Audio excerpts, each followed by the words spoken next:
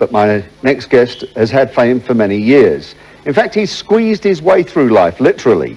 He's a man that's known as the king of Boer music. He's not happy with that title, but please welcome Nico Carstens.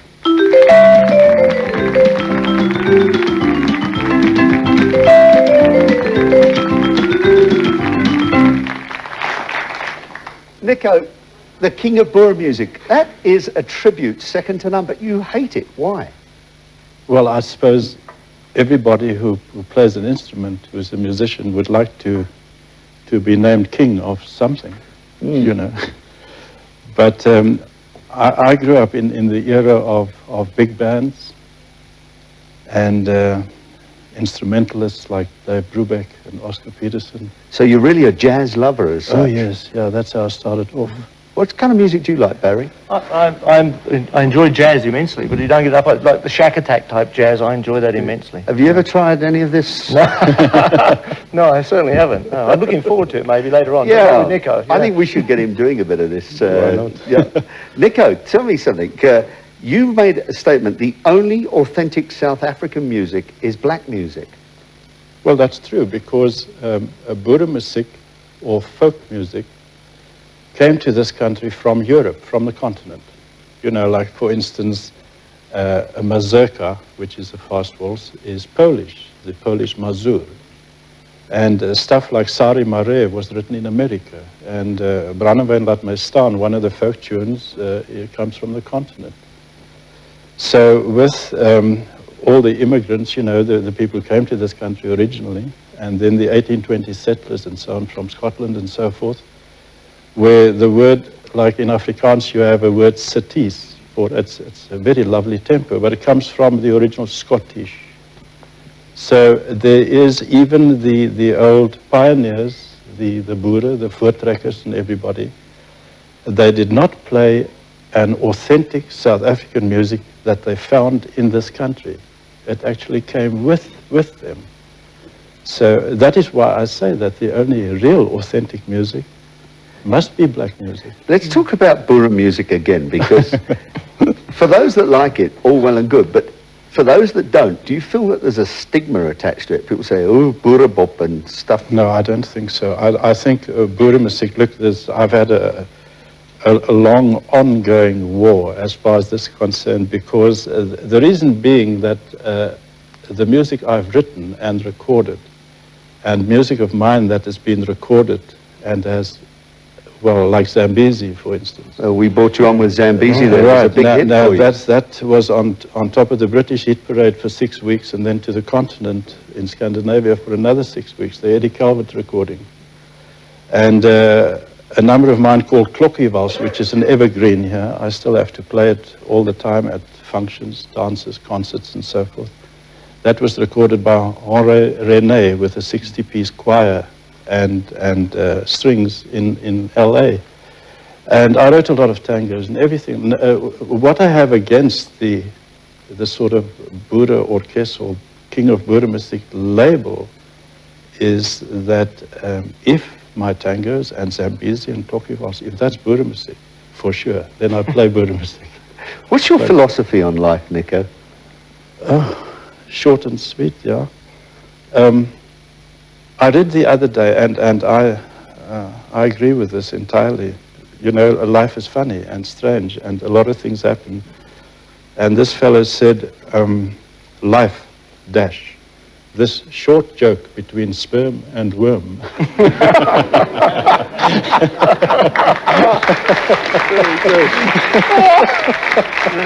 Sorry about that.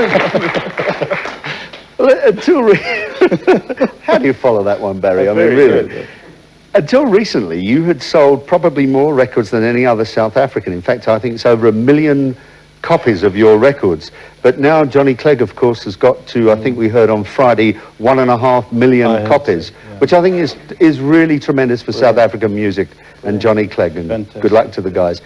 Do you ever regret, with all this exposure now that Johnny's got, that you haven't had that kind of exposure other than in your own country? Well, Johnny has got more chutzpah than I've got. You know, I was sort of satisfied to be, you know, I'm only a sort of bilingual boertjie from Bellville, you know. And Johnny is originally from England, I believe, and they did extremely well. Well, as I say, I also had a little bit of it with Zambezi. Yes, Zambezi, of course. But everybody told me when I finally got to England about 6 years later, they said, "Where were you 6 years ago?" You know, you missed the boat, that sort of thing. Yeah. Let's talk about other things. Geen Carstens. Whenever I read about you, there is always an underlying current of rivalry between you and Geen Carstens. For instance, you say, "I've sold more records than Geen Carstens." Did I say that? Yes. Well, then I must have. Is there a rivalry between you and Geen? No, I don't think so. I don't think so.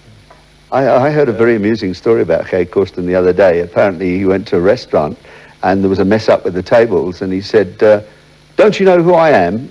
And the guy that ran the restaurant said, "Excuse me, but I think this guy doesn't know who he is." I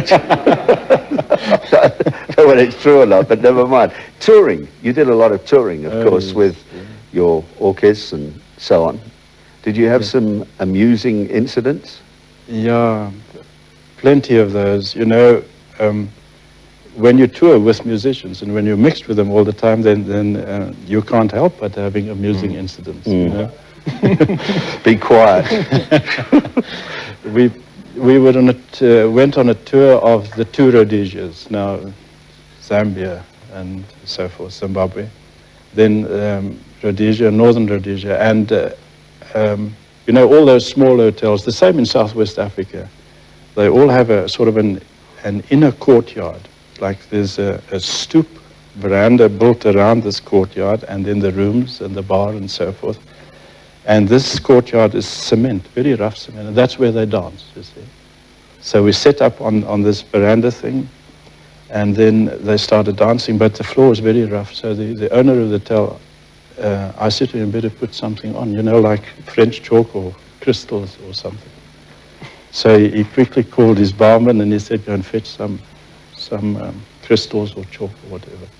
So they threw this on the floor, and they started dancing. Now, normally when we play on have played on a lot of dances, like agricultural shows and so on, which is in the bundu, you know, and people come from outside, and the floor is full of gravel and dust and so on. This comes into your nose and you start sneezing and so on. But now this was a different kind of sneeze. We started sneezing. So I thought, oh, well, we're sort of used to it, you know, it's okay. And then it started raining. And then the penny dropped that this guy had thrown washing powder on the floor, and everybody was dancing like in a bubble bath. A soft soap shuffle. Exactly. You did something very strange. It's not often that somebody gets honours and then gives them away, but you gave all your SARI awards away to charity. Now, why did you do that, Nico? I don't really believe in hoarding and living in the past. For me, it's today and tomorrow. That's it, you know. And also, maybe I didn't think I deserved it, you know.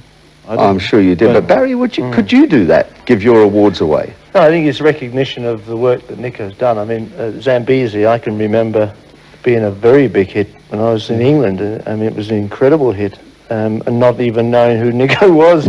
But one thing that astonishes me about this is the fact that you never went over to England until 6 years after you had your hit. Yeah. I find that very strange. I mean, what was the reason for that?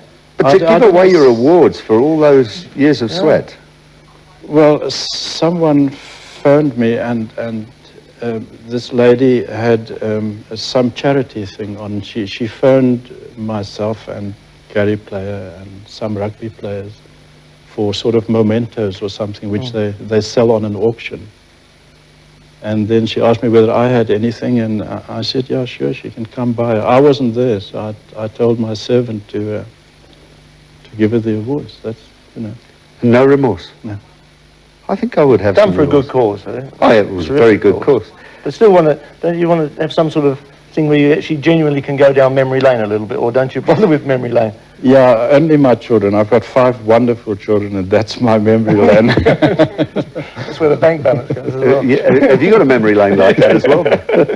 balances all right. Yeah, so your bank balance has gone a lot. Have you travelled a lot, Barry? Yeah, I've been very fortunate, Tony. Very fortunate. Travelled a tremendous amount. Obviously, for my major sporting occasions. I also, my last, not the last, but certainly near the end when I was in the police force, about 1967, 68, I was on extraditions. So I used to travel quite a bit around the world, picking up prisoners and bringing them back and sorting out the court cases and things like that. So I was very lucky. Interesting life.